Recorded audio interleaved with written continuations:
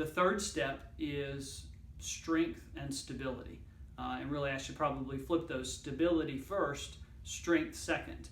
And what I mean by that is one of the common problems that we see when people have a painful shoulder is they tend to hold their arm kind of hunched forward like this, kind of across their body. And I don't know if that is an effort to avoid the pain or if it's a psychological thing where you feel like your arm is protected when it's here in front of you. But this position for the shoulder is really awful for the shoulder function. Your shoulder blade is supposed to be behind you, not over to the side.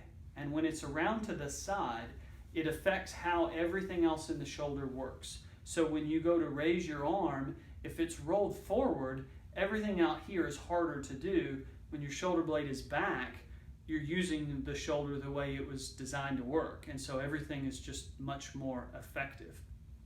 The other problem that we see with the shoulder is as one area hurts, you tend to compensate for it. So if you can't raise your arm out this way, then you start to raise your arm up this way. And these muscles up here in the side of your neck are really not made to work like that repetitively for long periods of time. And so then the pain here starts to spread up into here, and then it starts to spread back here behind the shoulder blade, and one problem just expands into a bigger and bigger problem. So learning to get your shoulder blades back and keep them back behind your body is the first step. If you've got the exercise sheet that I included with the first video, it's divided into two sections. The first section is more stretching exercises and what we call scapular setting, where you're trying to get that shoulder blade, your scapula, back behind you. And those are the first exercises that I would recommend starting with.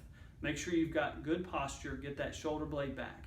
Once that's in position and that feels like a more natural posture for you, then you can start working on some of the other strengthening exercises to focus on individual muscles around the shoulder, and that will help with the recovery. But if you do the strengthening exercises first, before you've really got your shoulder blade in the right position, everything else that you do is going to be more difficult.